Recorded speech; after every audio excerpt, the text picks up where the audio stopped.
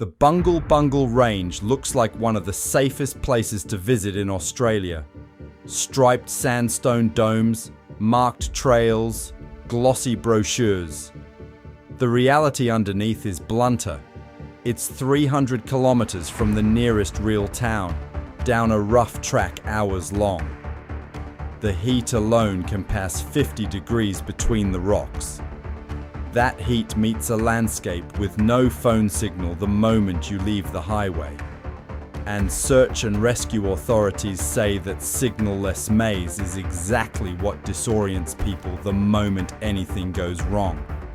Park rangers confirmed it. Emergency services confirmed it. The Gija and Jaru people, whose country this has always been, never needed a warning sign to know how unforgiving this landscape can be. To understand how remote Purnululu National Park really is, it helps to understand the Kimberley itself.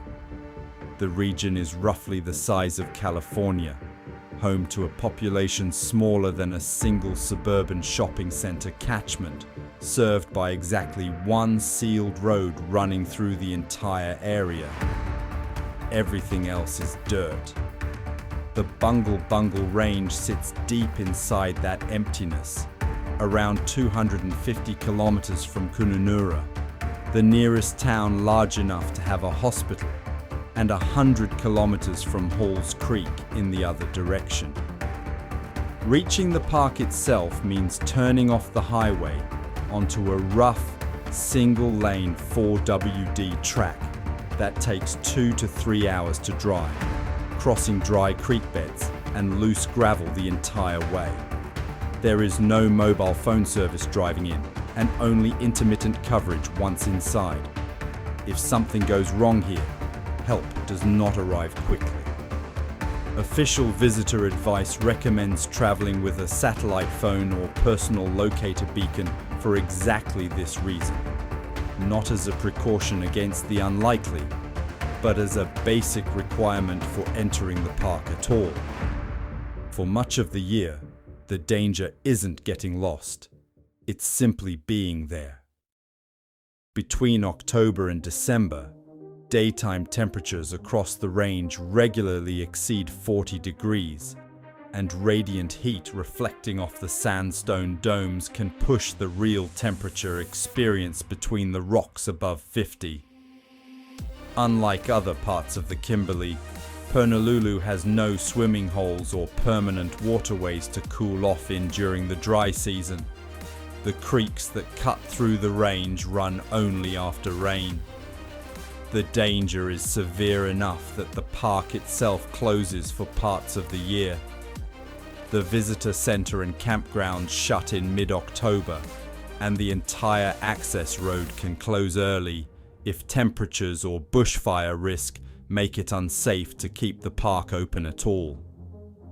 Even during the official season, park authorities warn that heat exhaustion becomes a genuine risk for anyone not acclimatized to the conditions, on trails that offer little to no shade for hours at a time. What makes the heat and the distance compound each other is the complete absence of any safety net once something goes wrong. There is no phone service on the access road, and only patchy coverage inside the park itself. The nearest hospital is hours away by a road that isn't sealed for most of its length.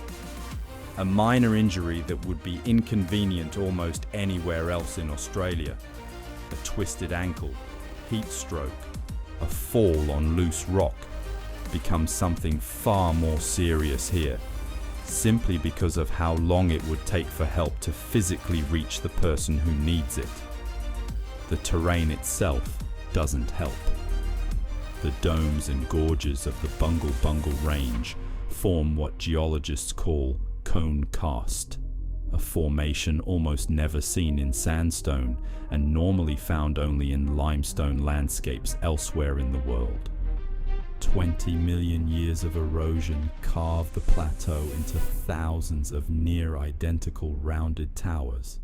separated by narrow, sheer-sided gorges that can look indistinguishable from one another once you're standing inside them.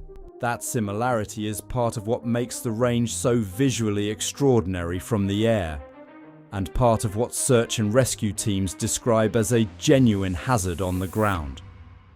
A wrong turn between two domes that look identical to the two beside them can put a walker a considerable distance from the marked trail before they even realize it.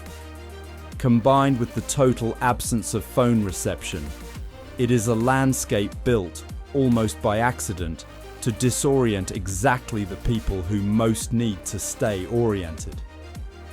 Even the ground underfoot carries its own risk. The distinctive orange and grey stripes that make the domes famous are, beneath the surface, a functional structure.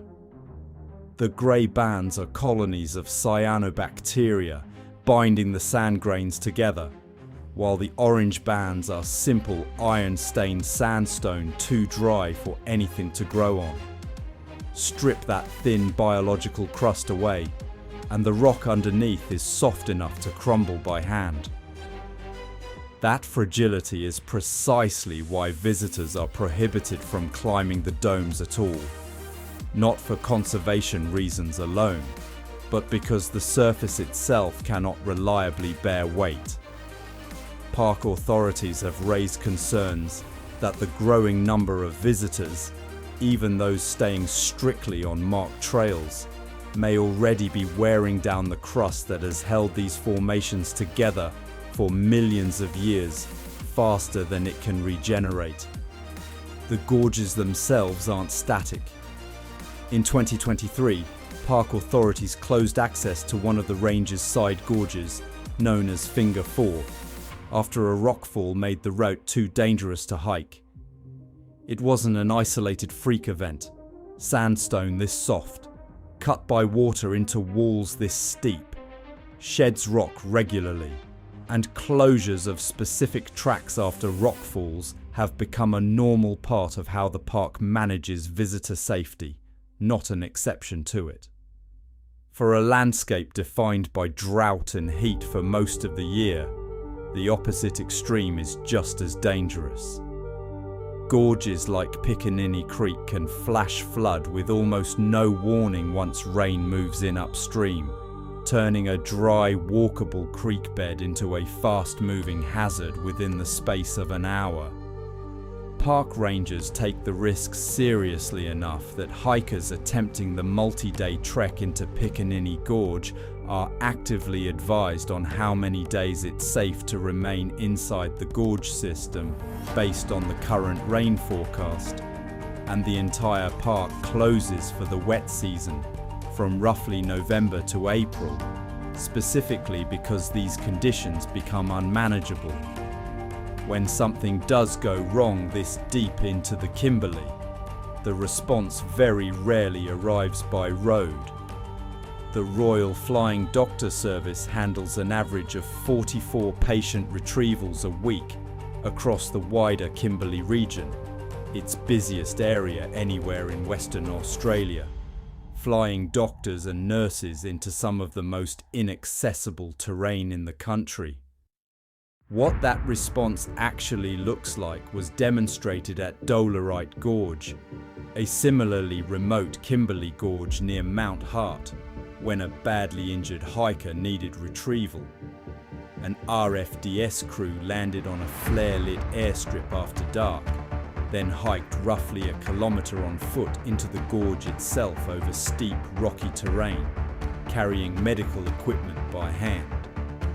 After treating the patient, the crew and several helpers carried her out on a 3-hour trek back to the aircraft. Door to door, the entire mission took around 5 hours, and that was with a working call for help, a nearby airstrip, and a clear night.